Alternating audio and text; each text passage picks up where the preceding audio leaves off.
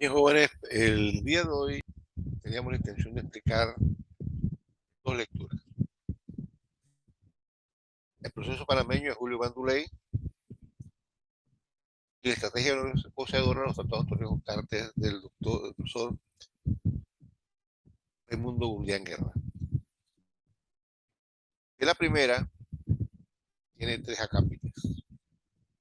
En la estructura, que explicamos ya la clase pasada, eh, señalamos que ahí tiene tres elementos que explican la estructura económica panameña, pero que todo lo que es el periodo colonial y siglo XIX no lo tomamos en cuenta, sino que arrancamos de esa estructura después de la Segunda Guerra Mundial. ¿Ya? Entonces, la inserción en una sola esfera no la vamos a tomar en cuenta. La frustración canalera sí, valdría la pena hacer una pregunta sobre eso para explicar por qué la sociedad panameña, la élite, tuvo una frustración acerca de cuáles eran sus expectativas con la construcción del canal y qué fue lo que al final resultó que no era lo que ellos esperaban. Auge de diferenciación es cómo a partir de la Segunda Guerra Mundial comienza a iniciarse aquí un proceso de industrialización, de diversificación de la economía, de emergencia de los sectores populares, el nacionalismo panameño, de las consignas en contra de la permanencia de los Estados Unidos bajo control de la zona del canal, y todo eso va marcando un nuevo periodo que se va iniciando en la década de 60 y 70 justamente, que es la etapa de estudio del autor.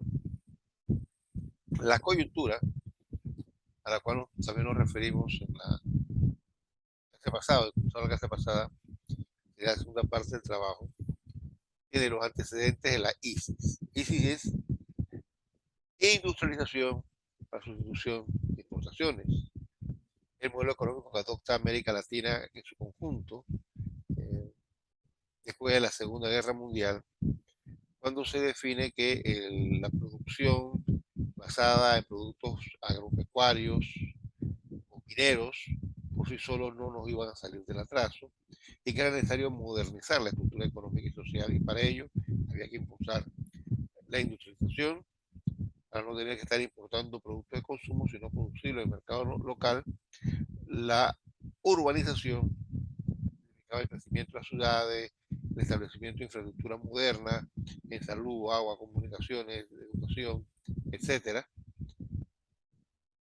y fortalecer el, las capas medias y los sectores urbanos trabajadores o asalariados también en el campo y la ciudad, para crear una base económica más amplia y una sociedad mejor integrada. Entonces, los antecedentes embarcarían allí, en cómo el establecimiento política en la década del 50, 60, produjeron un despliegue interesante de la economía panameña, que marca una etapa de crecimiento que permite pues, tener recursos para emprender una serie de obras públicas importantes.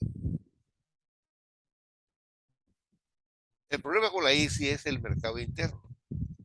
El mercado interno no creció al mismo ritmo que la capacidad productiva y de pronto había mayor capacidad productiva que consumidores.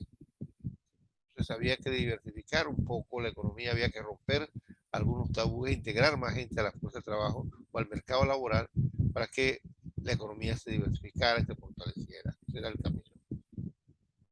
Y el gobierno, el turno gobierno oligárquico, pelea entre los liberales, los rufistas, los cristianos, tenían empantanada la economía y la política y no se salía de este juego. Así que el golpe de Estado de los militares en el 68 fue una respuesta a una crisis económica política muy severa, a un nacionalismo emergente, una organización de los grupos de izquierda comunistas, socialistas, anarquistas, maoístas y de varios sectores, líneas muy fuertes, y frente a eso había que hacer algo. Entonces, lo que se decide hacer es un golpe de Estado para sacar a Arnulfo Arias, que no demostró el manejo de la crisis, sino por el contrario la profundizó. El programa de gobierno revolucionario, el programa que nosotros vimos de la clase pasada, donde se planteaba cómo la banca, la finanza, la plataforma multinacional de servicios, era la opción para desarrollar la economía panameña al modelo de Hong Kong. Por eso se habla de una hongkonización.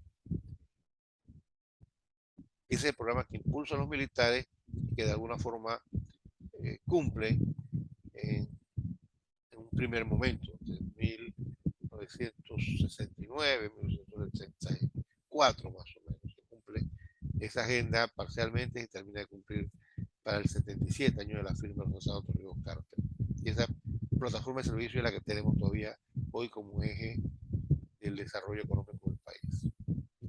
La coyuntura reciente, los dos polos de la unidad nacional, ahí lo que dice, bueno, que en ese momento, para enfrentar las tareas de desarrollo nacional y para enfrentar las negociaciones con los Estados Unidos, se creó a partir del gobierno revolucionario, así se llama, el gobierno del proceso revolucionario, la, la denominación que asume ellos mismos, se crea esa fase de unidad nacional, en la cual el capital se une al proyecto para desarrollar la plataforma internacional de servicio, tratar de encontrar una respuesta productiva y un mercado creciente para el proceso de utilización y salvarlo. Pero el otro aspecto de la unidad nacional eran los sectores trabajadores. Los trabajadores le habían dado algunas reformas como aumento de los salarios, más becas por parte del FARU, se amplió las ofertas que se hacían a nivel de educación básica, media y universitaria para que hubiese más acceso de las personas al sistema educativo. El Estado llegó a repartir uniformes, zapatos, libros para que la gente pudiera mandar a los niños a la escuela. El nivel de salud se creó el sistema integrado de salud que permitía, con el eslogan salud igual para todos, atender a los sectores más marginados, y esto se logra con mucho éxito gracias a la política del doctor Renan Esquivel. La universidad aumenta la capacidad y aumenta también la autonomía universitaria, se fortalece. Y se, y se creó una nueva plataforma política que era la la institución que marca el cambio político, esa función es la que todavía está vigente con las reformas que se hicieron en el 82. Sáenz habla de la constitución del 82, no la del 72.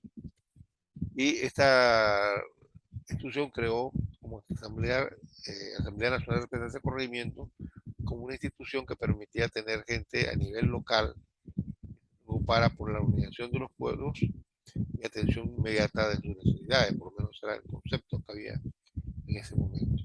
Entonces, el Código de Trabajo se modifica en el 70 para darle más derechos a los trabajadores, pero luego en el 74 se limita con la ley 95 y se comienza a hacer concesiones al gran capital para mantener la unidad nacional y la imagen fuerte del país frente a la negociación con los Estados Unidos. Entonces, la unidad nacional tiene esos dos polos que están en conflicto. Hay que mantenerlos juntos para seguir adelante. Por aquello, la cocina de Torrijos de ni con la izquierda ni con la derecha.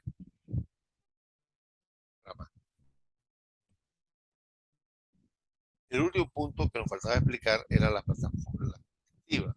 Entonces ahí él se refiere a cuatro temas. Uno, la plataforma de servicios transnacionales, que es el Centro Bancario Internacional, el Centro de Seguro, el fortalecimiento del aeropuerto de Tocumen como plataforma de conectividad, algo que no se logra con mucho éxito, pero se moderniza el aeropuerto. Sería una etapa posterior que llegaríamos a lograr que se convirtiera en el Hub de las Américas, que era lo que se planteaba en ese momento. Carreteras a todos los lugares más recónditos del país, para facilitar a través de caminos de penetración que los campesinos pudieran traer sus productos y un sistema de costo de la vida a través del control de precio mínimo productos básicos para que la gente en la ciudad tuviese pues, acceso a los alimentos, a la vez que se le compraban esos productos a los campesinos, que se les garantizaba a ellos mercado. La creación de asentamientos campesinos en esa dirección, una respuesta polémica con resultados muy mixtos. El segundo elemento que iba a impulsar el desarrollo económico en la perspectiva inmediata del 77-78, que el autor está escribiendo esto, es el Tratado del Canal. El Tratado del Canal es fundamental porque si se recupera el canal, a nivel inmediato van a aumentar los ingresos del Estado panameño y la economía va a tener una inyección económica importante. En eso no se equivoca. En el primer año de vigencia del tratado, que sería 1980, ese primer pago que se hace por la anualidad del canal, Panamá recibió más dinero de lo que había recibido desde 1904 por todo el contrato, convenios y tratados relacionados con el canal. Por lo tanto, el canal dinamiza la economía y ofrece la área revertida con un gran potencial económico y social de desarrollo. Esa es la idea del tratado. El tratado dinamiza la economía y favorezca tanto a los sectores de la burguesía que forman parte del Frente Nacional como a los sectores populares que forman el otro polo del Frente Nacional. La plataforma de contrainsurgencia es un problema que ha planteado. Estados Unidos negocia para que el tratado no marque el fin de su presencia en Panamá, sino que hay un proceso, va a durar 20 años o algo así, para que ellos salgan de Panamá y en ese periodo ir definiendo hacia dónde se va a enviar la plataforma de contrainsurgencia que se ha creado aquí. Está el Comando Sur, que es el Comando Estratégico del Caribe, que controla desde la política de Estados Unidos en Centroamérica y el Caribe y mira hacia Sudamérica. Está la Escuela de las Américas, que prepara en la política de seguridad nacional a los militares, élites que van a gobernar, están gobernando en la década del 70 los países de América Latina.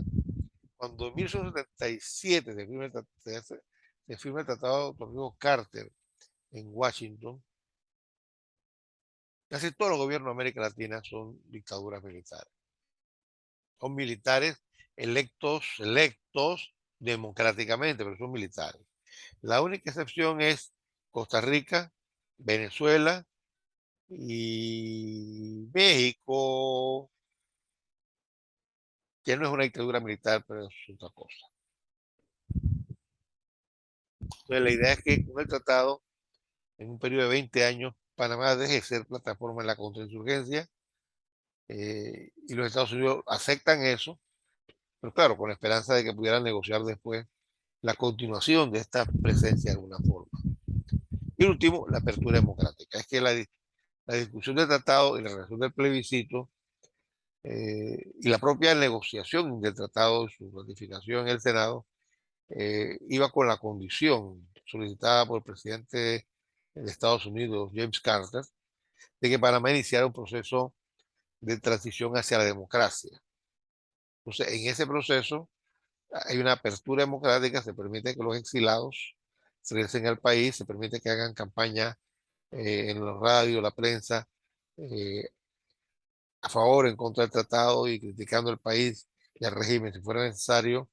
Se le dio acceso en horarios tardísimos, hay que decirlo, horario de 10, 11 de la noche, en radio, prensa, en radio, televisión, para que difundieran sus ideas.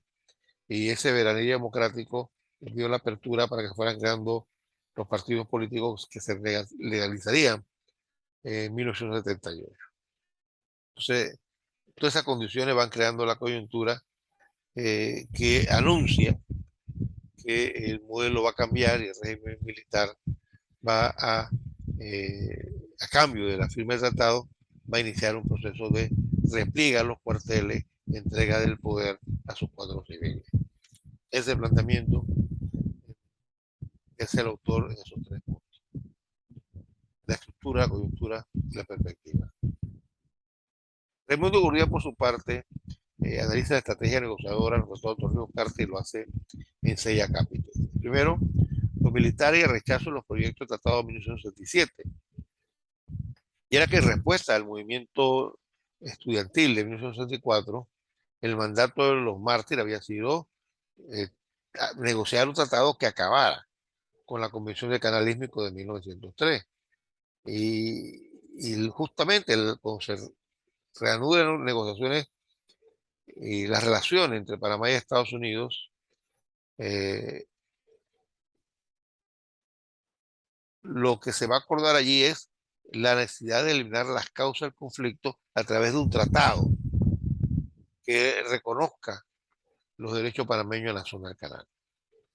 Entre 1965 a 1967 se negocia un tratado que se conoce como Tratado 3 en 1 o Robles-Johnson, firmado por el presidente Marco Ríos Robles por Panamá y Lindo B. Johnson por los Estados Unidos. En este tratado se contemplaban tres cosas. Uno, el Tratado del Canal, que ese tratado iba a durar hasta el año 2050. Y en el 2050 iba a revertir a Panamá.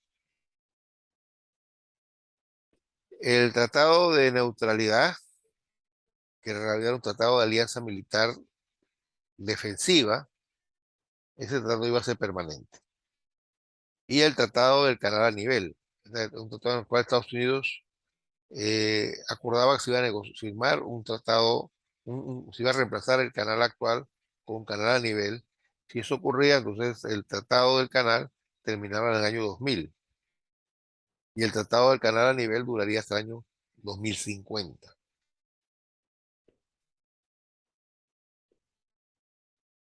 Entonces, el tratado del canal hasta el año 2000.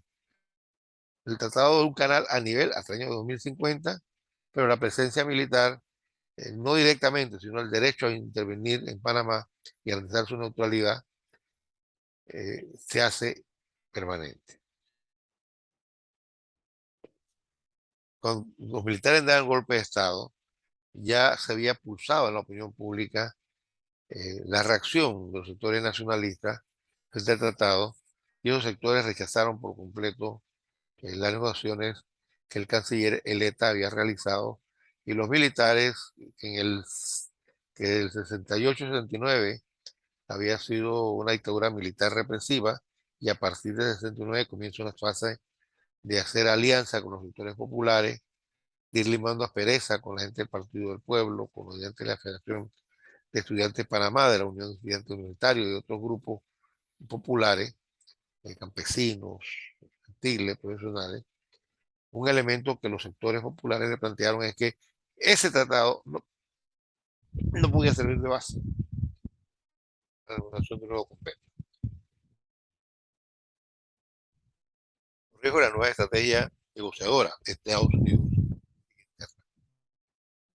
Entonces, para tener la legitimidad, Corrijo va creando una serie de instituciones. Recuerden que cuando hablamos de legitimidad, la política, el cual tiene varias definiciones, pero una de ellas funcional es el instrumento que use el gobierno para hacer que sus ciudadanos reconozcan la validez de su mandato. El problema de los golpes de Estado es que, de hecho, no hay un fundamento legal para gobernar sobre la base de un golpe de Estado. Entonces, generalmente lo que los gobiernos hacen es que llaman a la Asamblea Constituyente o grupos constituyentes y crean una nueva constitución, para que la constitución valide el nuevo régimen y reconozca el nuevo liderazgo, y eso es lo que hace el 72.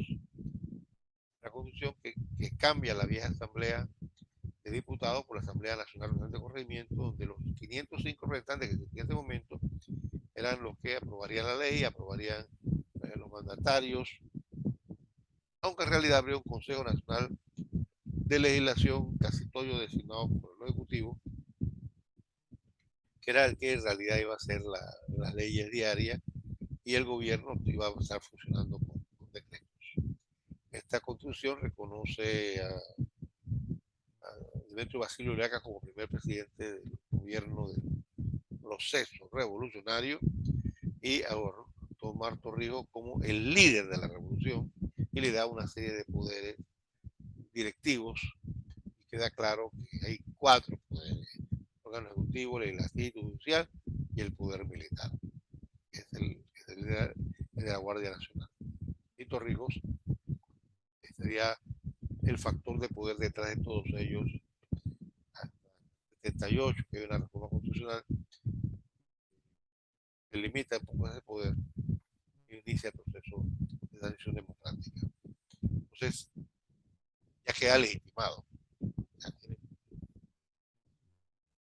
Ya puede emitir leyes y decretos porque tiene los tres órganos del gobierno del Estado organizados, pero también va a tomar una serie de políticas para acercarse a los sectores obreros. Ya dije que se liberan a los dirigentes populares que estaban presos, se emite un código de trabajo progresista muy avanzada, se hace la apertura de la universidad, la apertura del sector público, se anuncia la reforma agraria, se crean los sentimientos campesinos.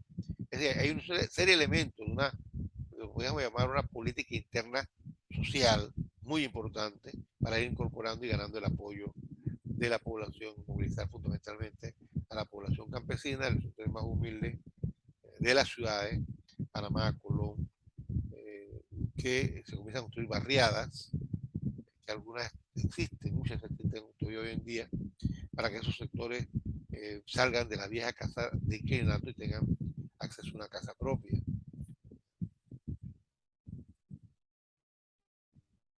Ustedes pueden pensar en cuál es esa barriada que se crearon en ese periodo que cumplieron esa función.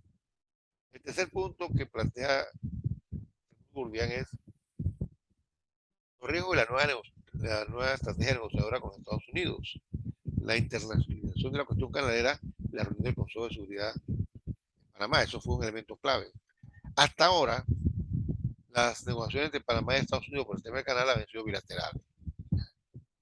Es un país que económica, política, social, culturalmente, ideológicamente, depende de los Estados Unidos, sentado pidiendo a Estados Unidos que le dé concesiones. Débil. Entonces se comienza a ver una estrategia de la cual la causa panameña se coloque en el centro de discusión mundial y se contenga el apoyo de fuerzas internacionales.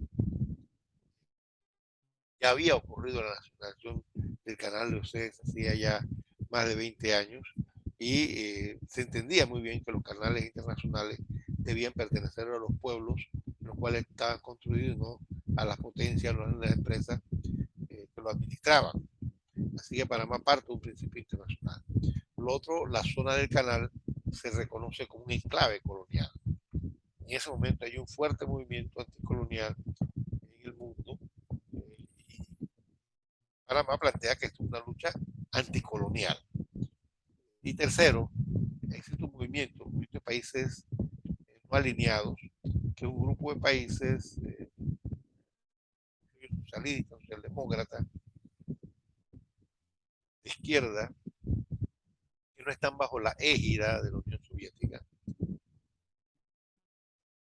que tienen relaciones con el mundo capitalista, pero que tratan de jugar entre el poder de, estamos en la época de Guerra Fría, Estados Unidos, la Unión Soviética y todo el mundo como títeres de un lado del otro, y ellos tratan de ponerse al margen, planteando sus propios intereses.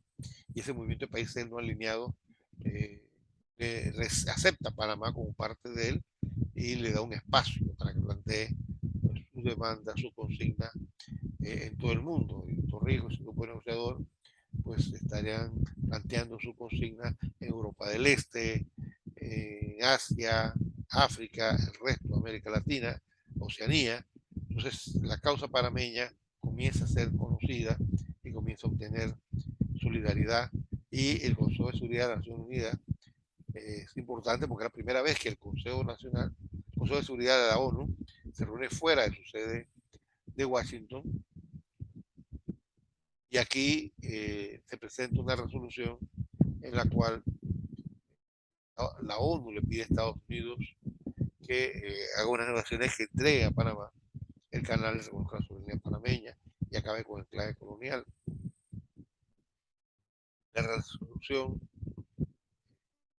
fue vetada por Estados Unidos, es decir, en la ONU y de países muy pequeños que fueron los protagonistas de la Segunda Guerra Mundial, cuando se crea la ONU, que tienen poder de veto, que significa este tema no se va a discutir, no se va a preocupar aquí. Me interesa a mí, que soy la potencia mundial que creó este organismo. Este, Estados Unidos, Inglaterra, creo que Francia, tienen este derecho a voto, a veto, y por otro lado lo tiene China y la Unión Soviética. Ese veto pues, fue muy importante y fue parte de esa estrategia negociadora que sigue. El grupo de contadoras fue otra estrategia, formar un grupo latinoamericano, Colombia, Venezuela, Costa Rica, Panamá, que favorecían la causa panameña como una causa latinoamericana. Entonces ya la discusión deja de ser Estados Unidos y Panamá sola, sino que Panamá obtiene apoyo internacional para su causa. La declaración conjunta está aquí, sigue de 1934, tiene 8 puntos, y básicamente los 8 puntos señalan que el tratado va a tocar el tema de la eliminación del enclave colonial. Ya no va a haber más gobiernos de Estados Unidos en la zona del canal cuando se firme, ¿no? Cuando entre en vigencia el tratado, que se establece sería 18 meses después del canje de nota. ¿Cuál es importante? Porque había un enorme complejo militar, social y cultural norteamericano en la zona del canal, policías, leyes, corte de justicia, eh, ordenanzas civiles, de salud, todos siguiendo las normas de los códigos del sur de Estados Unidos. Así que eso terminaría en la organización. Se reconocería la soberanía de Panamá en la zona del canal, se le entregaría el canal a Panamá una vez cumplido un cronograma, eh, las bases militares y el poder de bases militares serían reducidos con la firma del tratado y eventualmente en la fecha de terminación del tratado que se asumía hasta el año 2000 ya no iba a haber más bases militares en Panamá. Estados Unidos reconocería en el periodo de transición una anualidad justa a Panamá eh, sobre la base de que sería ellos los que han venido usando el canal para obtener beneficio económico y ahora el beneficio económico lo va a obtener Panamá, pues se reconoce que Panamá la dueña del canal.